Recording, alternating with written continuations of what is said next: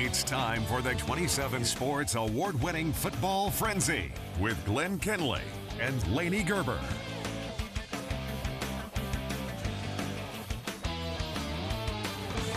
Welcome to Week 8 of Football Frenzy. I'm Glenn Kinley. And I'm Lainey Gerber. Somehow, like you said, already the last week of the regular season. Next week when we're standing here, it's going to be playoff football. Oh my gosh, we're here already. Felt like we were just doing team previews the other day. I know. Very few teams enter the playoffs undefeated. Two different 2A teams up north entered the night undefeated, but only one of them can have that 8-0 record going into the playoffs. It's Nemaha Central and Sabetha, both entering this game 7-0, and both have been just simply dominating opponents. Yeah. A little spooky out there. Look at that. Ooh, spooky season. Halloween vibes. Fitting for a matchup like this. The Thunder want the smoke. Carter Hike giving defenses some PTSD to what his brother Coop did last year. Defense for Nemaha Central. Abe Hilbert with a big-time tackle for loss. The Nemaha Central defense is just unreal. Something terrifying here? Yeah, Cooper Hike plays both ways. You can't get rid of him. I think I said you can't Cooper, get a break from Coop that guy. Might be his brother. I get them mixed up because they're both so good at football. Here's the start of the second quarter, though, and a pretty good defensive play from Joshua Grimm for Sabetha. Thunder not giving an inch, though. Joshua Gonzalez with the sack. The visitors lead 7-0 at the half. Second half, Hike. No more messing around. The kid is a lean, mean scoring machine. He eats contact for breakfast, lunch, and dinner. Seriously, it's in his diet plan. He's far from their only talented guy, though. Caleb Strathman turning on the Jets. No one will catch him. In 8 games, Nemaha Central has 7 shutouts. Thunder roll to a Big 7 league title, 28-0 the final. It's really fun to watch because they're flying around, making plays, a physical game. It feels great. Obviously, the Big 7, it's one of the best leagues like in all of Kansas, so to be the last champions of that league, it's an incredible feeling, And I hope that, the Thunder continues the dominance, in our next league, the Big East. So. It's cool. It's awesome. I don't have words for it. I'm sorry. No need to apologize, my guy. It was a cool post-game prayer between both teams. Really cool after a hard-fought game. Lainey, those guys mentioned it. This is the last year for the Big 7 League, so Nemaha Central is kind of champions of that league forever. And the Thunder have not lost since 2021. That was 2 years ago. Kind of crazy to already be thinking about the new league, They know what they're capable of. And I've spent some Friday nights in high school at the Grove. We're doing it again. This is just a little bit different Grove. Osage City is at Council Grove. Council Grove's deep in its own territory, and Logan Fager just pins him even deeper. Indians get the ball now. Kason Parsons has time. Not too much, though. He has a shadow. He goes with the deep ball to Dylan Thiel in blue turf. That's a touchdown for Osage Heck City. of a play. Second quarter, Parsons keeping it, pushes it up the middle, and it's a 2-score game. That's not a lot, though. Ace Monahan fakes the handoff, goes between the laces, shakes off one tackle, picks up another 10 yards there, and gets the touchdown right after. Keeping it again, but to the sideline this time, and he stays up on his feet. Ditches another tackle there towards the end zone. Really living up to the name Ace here.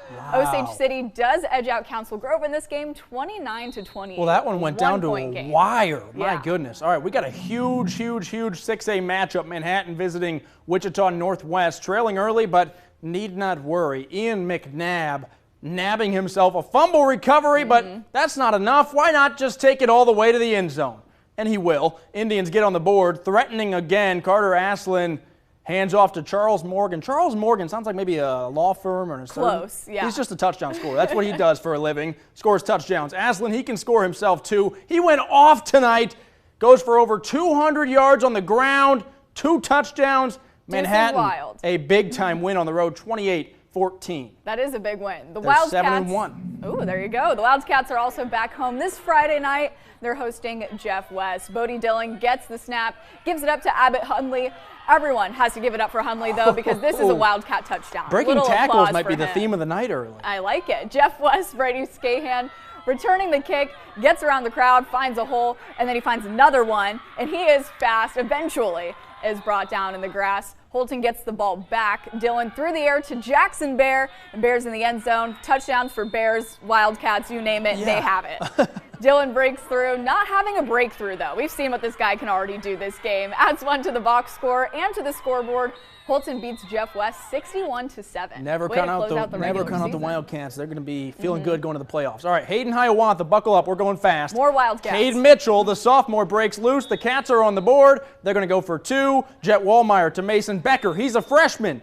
and he's in. On defense, Josiah Todd-Wong tosses a runner to the ground for a tackle for loss. Back on offense, Tom Ridley cooking his way across midfield for a huge Wildcat gain.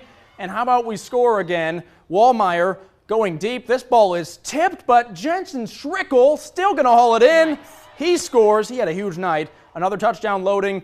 The big fella, Broderick Desch, in zone. That might be the fastest 40 seconds of highlights in your life. Hayden wins 56-7. I'm out of breath. I Let's wasn't keep even going. playing. I wasn't even reading those highlights. Now, there's a strong sense of community in Silver Lake because Eagles are hosting Atchison County Community High School. There's always a sense of community there, though. Eagles fly high, and often Tanner Martin to Dane Johnson in the perfect spot to fall into the end zone. Silver Lake starts adding them up. Going for two, no messing around today. Martin punches it in. Time for the Tigers. You've got 6 hands that jump up for this ball. Harrison Eisenbarth's 2. Come down with it, though. He's off to the races. So bring out the offense. 3 seconds left in the half. Martin to Brody Kelly. You hear the siren going off for halftime. Time expires, and Kelly's speed does not. Very his fast. Teammates blocking doesn't either. That's just another one for the Eagles. Silver Lake rolls to a 72-0 win. Oh, my goodness. Okay, Seaman hosting Piper. Beautiful night for football all over, really. Our weatherman shot this game, Lainey.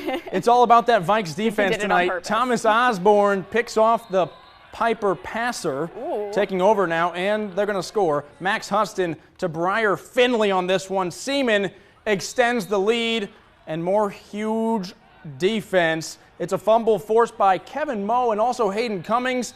Clayson Geller on the recovery. The defense, the Vikes defense that is, was just ruthless tonight. Isaac Horchard gets the pick on this one.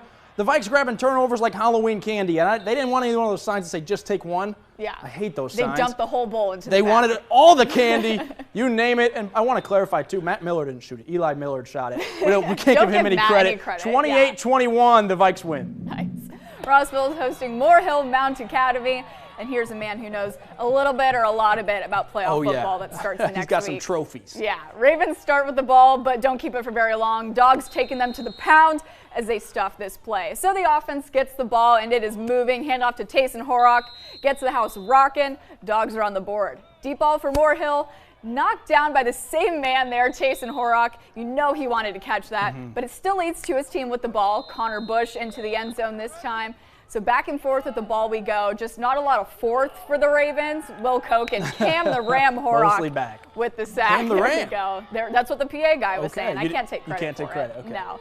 We are in the dog days of fall, but this is the good kind of dog days. Rossville wins it 64-0. All right, the Dogs and the Eagles were both very good tonight. Highland Park, KC Washington, holding down Ford at Hummer Sports Park. Defense early for the Scots. Joshua Weeks, I was impressed with the sack here, Lainey. All of a sudden, they break up the pile. The guy's got the football. Josh Weeks, like it's nothing. The teammates were hyping him up. He's like, it's no big deal. We've said his name a few times. And this one might be the play of the night, or maybe the week, or maybe the year. Ja'Cory Robertson to C.J. Brown. Throws the defender to the side, cuts back between two more. He'll take it all the way to the end zone.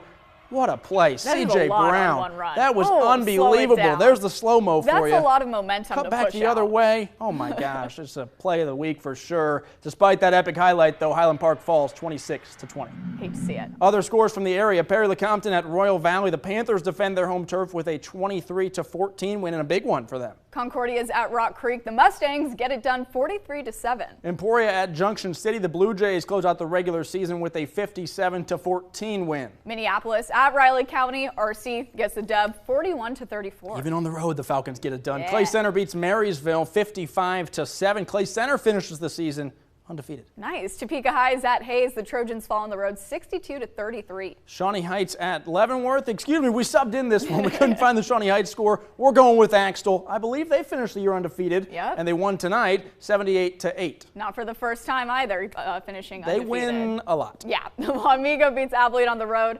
38-14. Laney, lots of good football tonight. Nemaha Central, we're learning their defense is just insane. They allowed 6 points in the first week of the season. They have not allowed any points since. Yeah, Sabetha's defense, though, is also really Absolutely, good. Holding yeah. Nemaha Central to what it did is It's impressive. almost like with Sabetha and Nemaha Central, this is going to sound crazy, but it might be better for one of them to switch classes. Can one of them play up in 3A? Maybe they'll both win state. I know we got Andale there, too. Yeah, it's when you hate when like two teams on the same side of the bracket, and you're like, we know. should just move them. We should push them apart so they could play each other. Right, or maybe one of them go over to Missouri, maybe, because they win this. Let's just take the city and push it That way somewhere they don't else. have to That way meet they each could other. all win Yeah. state. Manhattan also picks up a huge win on the the road at Wichita Northwest. Also, we had yesterday, Washburn Rural didn't play tonight. They played yesterday. They finished the season 8-0. They'll have the top 6A seed. That's going to be a good postseason for those Junior Blues. It will be, for sure. Excited. All right, thanks for watching, football friends. We're going to wrap up the show. We might even talk a little bit about college if you'd like. Ooh. Right after this break. Yeah, don't go anywhere.